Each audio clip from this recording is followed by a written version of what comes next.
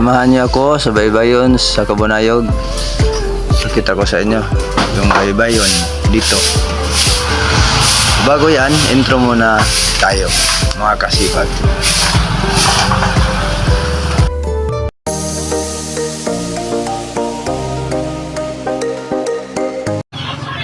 Ito ang baybayon sa Kabunayog mga kasipag. Mabato siya pero kung katulad ngayon mataas ang dagat, ayos dito liguan. Pwede kayo dito mamingwit, mag-relax mga kasipag.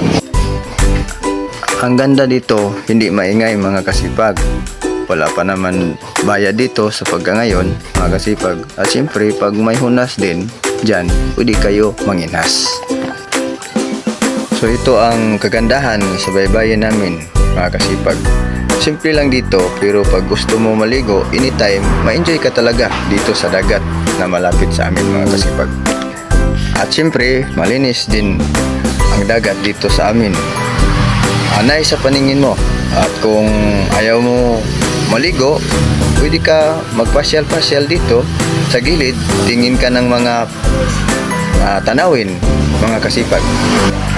At ito ang biyaya ng Diyos para sa atin. Kaya dapat pag-ingatan. Ito ang malinis na baybayin at ang ganda pagmasdan mga kasipag. Kung ang lahat ay may disiplina, ang baybayin na ito manatili sa kalinisan, kagandahan at sarap liguan. Hindi lang para sa atin ito ngayon, para din sa mga sumusunod pa na henerasyon mga kasipag. Ng ganito, alagaan natin kasi para din sa atin ito mga kasipag. Pag nasira ito, sira din tayo. O ano pa ang hinintay mo? Maligo ka na dito mga kasipag. Magdala ka lang ng baon, pamilya, barkada at kahit sino. Sigurado mag-enjoy kayo dito mga kasipag. Sigurado maakit kayo sa dagat basta sa ganitong sitwasyon. Simpleng buhay, simpleng baybayon, sarap sa pakiramdam na mayroon pa akong mapasyalan na ganito. Presko ang hangin at tahimik. Kahit hindi pa ako nag-vlog, nagpunta talaga ako dito, lalo na paghapon kasi lalo na paglinaw ang dagat. Sarap sa pakiramdam mga kasipag. So hanggang dito lang mga kasipag. Kung nagustuhan mo naman, paki-like, paki-subscribe at paki-share na lang po.